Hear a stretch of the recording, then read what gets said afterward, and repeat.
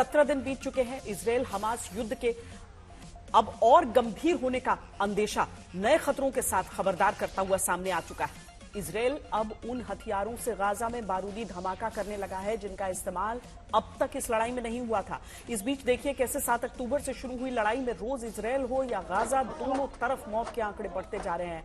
7 अक्टूबर से अब तक रोज कितनी मौत दोनों तरफ बढ़ती गई, इसका आंकड़ा भी हम आपको दिखा रहे हैं। सवाल उठा है कि आखिर जो निर्दोष बेगुनाह मारे जा रहे हैं, ये युद्ध रुकेगा या फिर और भड़केगा। तब युद्ध बढ़ने का ही संकेत इसीलिए मिलने लगा क्योंकि अमेरिका ने मध्य पूर्व की तरफ अपनी सैन्य तैनाती बढ़ानी शुरू कर दी है। दूसरी तरफ बंधक संकट का समाधान भी 17 दिन बाद निकल नहीं पा रहा। जिनके परिवार के लोग बंधक हैं उनका गुस्सा बढ़ रहा है। यही बेचैनी क्या युद्ध को और विकराल बनाएगी, जहां 17 दिन के भीतर इजरायल और गाजा में 6000 से ज्यादा जानें जा चुकी हैं। आज दोपहर 3:30 बजे तक के युद्ध का पूरा अपडेट एक बार देखिए।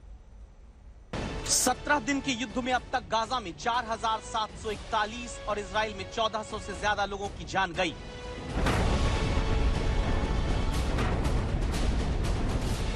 सत्रह दिन के भीतर इजराइल पर हमास 7500 से ज्यादा रॉकेट अटैक कर चुका है, जबकि इजराइल के करीब 11000 बम गाजा पर गिर चुके हैं। हमास के खिलाफ 17 दिन की लड़ाई में पहली बार इजराइल ने आयरन स्ट्रिंग मोर्टार से हमला शुरू किया। अमेरिका ने हमास से इजराइल की जंग के बीच मध्य पूर्व में अभूतपूर्व सैन्य तैनाती का ऐलान कर दिया है।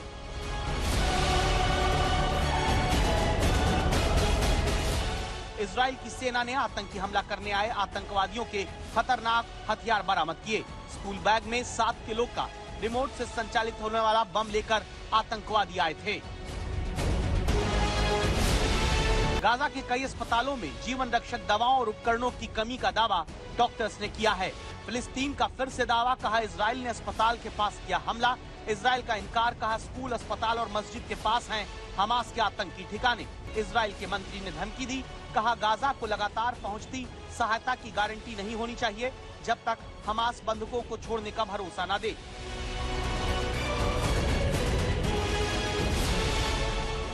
दो 222 बंधकों के परिवारों को इजराइल ने भरोसा दिया, कहा जल्द सबको हमास के कब्जे से छुड़ाकर इजराइल लाएंगे।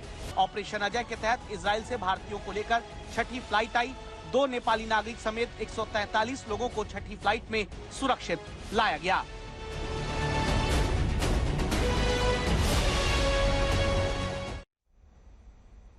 इजरायल पर अब तक फिलिस्तीन, मध्य पूर्व के देश और कई लोग आरोप ये लगाते हैं कि गाजा में वो निर्दोषों को मार रहा है। ऐसा इसीलिए होता है क्योंकि हमास के आतंकी ठिकाने स्कूल, मस्जिद, अस्पताल के पास बनाकर रखे जाते हैं। ऐसे में अब हमास के खिलाफ इजरायल अचूक हथियार लेकर उतर गया है। इस युद्ध में पहली बार इजरायल का हमास पर अब आयरन स्टिंग मोर्टार से वार शुरू हो चुका है। 17 दिन के युद्ध में पहली बार इजरायल ने आयरन स्टिंग मोर्टार से अटैक शुरू किया है। गाइडेड मोर्टार जो तय आतंकी ठिकाने पर हमला करने में कोई चूक नहीं करते हैं, वो होते हैं आयरन स्टिंग। 17 दिन में इजराइल अब तक रॉकेट अटैक करते हुए, बम गिराते हुए गाजा में हमास के आतंकी ठिकाने ध्वस्त करता रहा। लेकिन अब इजराइल वो वज्र प्रहार करने वाला हथियार ले आया जिसका इस्तेमाल इस लड़ाई में अब तक नहीं हुआ था। अब इजराइल इस हथियार से हमला शुरू कर चुका है, जहां हमास के आतंकी ठिकानों पर सीधा वार करने में दावा है कि इंच मात्र भी चूक नहीं होती। इस हथियार का नाम है आयरन स्ट्रिंग, 120 mm का गाइडेड मोर्टार, जिसे युद्ध में अब गेम चेंजर कहा जा रहा है। लेकिन क्यों?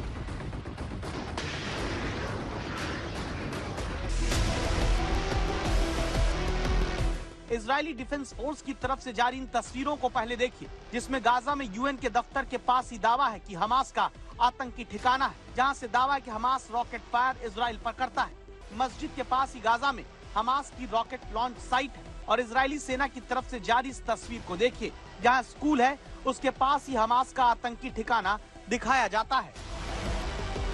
अब तक इजराइल की तरफ से जो रॉकेट हमास के इन आतंकी ठिकानों पर दागे गए, वो आम लोगों की मौत की वजह भी इसलिए बन पाए क्योंकि स्कूल, मस्जिद, अस्पताल के पास ही हमास के आतंकी ठिकाने पाए जाते हैं। लेकिन अब आयरन स्ट्रिंग यानी गाइडेड मोर्टार के जरिए दावा है कि इजराइल ऐसा अटैक शुरू कर चुका है जहां एक्यूरेसी है, यानी जिस जगह को लेकर निशाना बनाना है वहीं पर ये मोर्टार जाकर फटेगा।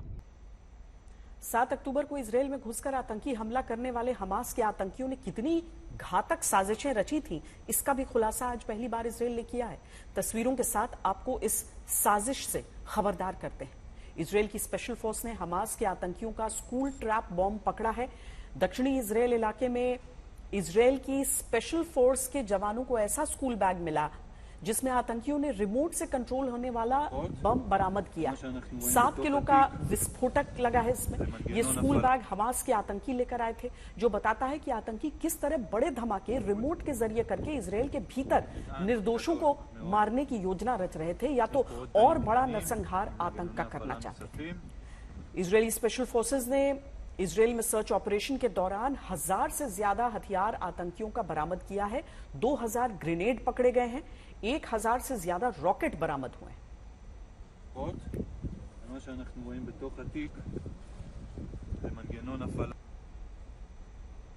17वें दिन की शुरुआत से पहले इजरायल ने गाजा पर कल रात भीषण हमले किए।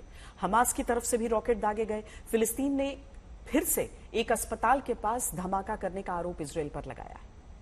इजरायली डिफेंस फोर्स ने इस वीडियो का पूरा ब्यौरा दिया है।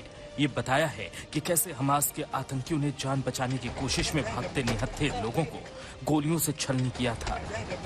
आतंक के इस पन्ने के खुलने के साथ ही इजरायल ने बदले का मोर्चा खोल दिया, जहां 17 दिन बाद भी हमलों की रफ्तार हर घंटे तेज हो रही है।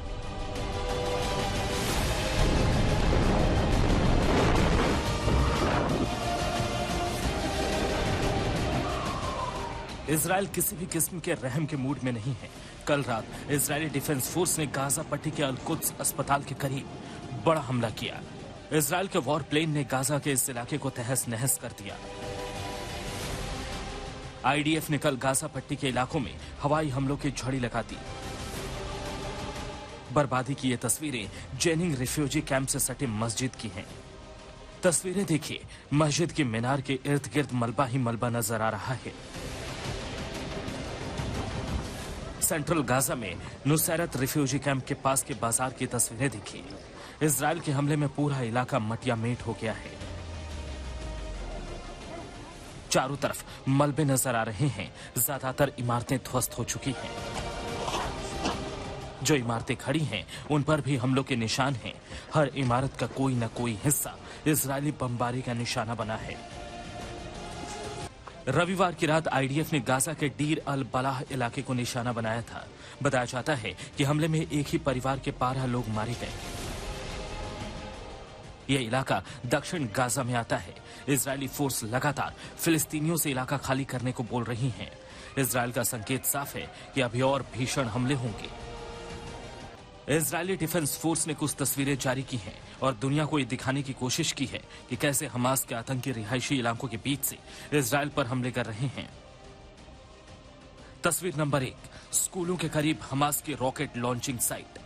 तस्वीर नंबर 2, यूएन बिल्डिंग के करीब हमास की रॉकेट लॉन्चिंग साइट। तस्वीर नंबर 3, किंडरगार्टन के करीब हमास की रॉकेट लॉन्चिंग साइट। तस्वीर नंबर 4, मस्जिद के करीब हमास की रॉकेट लॉन्चिंग साइट। इजरायल लगातार दुनिया को बता रहा है कि हमास नागरिकों को ढाल बनाकर इजरायल पर हमले कर रहा है, लेकिन इजरायल सटीक टारगेट के साथ हमास के आतंकी ठिकानों को ध्वस्त करने में लगा है। गौरव सावंत, तेल अवीव, आज तक। इजरायल ने दावा किया है कि 228 बंधक अब भी हमास के कब्जे में गाजा के भीतर हैं। गाजा में एक तरफ अस्पतालों में जीवन रक्षक दवाओं से लेकर कई मेडिकल उपकरणों की कमी का दावा डॉक्टर कर रहे हैं। राफा बॉर्डर से गाजा में जरूरी मदद का ट्रक भेजा जाता है। ये तभी संभव हो पाता है जब इजरायल चाहता है। ऐसे में इजरायल में फिलिस्तीन के धुर विरोधी मंत्री के तौर पर जिन इतामार बेन-गिवर की गिनती होती है, उन्होंने बड़ा बयान दिया है। इजरायल के मंत्री ने कहा है कि गाजा को लगातार मदद की कोई गारंटी तब तक नहीं होनी चाहिए जब तक वो बंधकों को जल्द छोड़ने का भरोसा नहीं देता।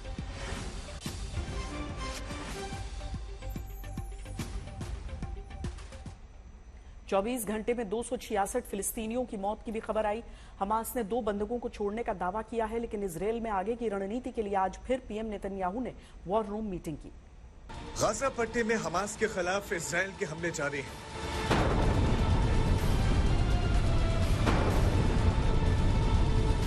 उत्तरी गजा को खंडहर में तब्दील करने वाले इजराइल ने अब दक्षिणी गजा का रुख किया है। गजा के अल-कुद्स अस्पताल के पास हमास के आतंकवादी ठिकानों से लेकर जबालिया रिफ्यूजी कैंप की मस्जिद के पास आतंकवादियों के ठिकाने तक इजराइल के बम कयामत बनकर बरस रहे हैं। फिलिस्तीन के दावे के मुताबिक इजरायली फौज की ओर से एक दिन के ताबड़तोड़ हमले में 266 फिलिस्तीनी मारे गए। हमास की ओर से इजराइल पर ताजा हमले की खबर नहीं है, लेकिन इजरायली सेना और सरकार हमास पर प्रहार के लिए लगातार रणनीतियां बना रही है। इजराइल के डिफेंस मिनिस्टर योआव गैलेंट ने operations command and control centre में एक मीटिंग की।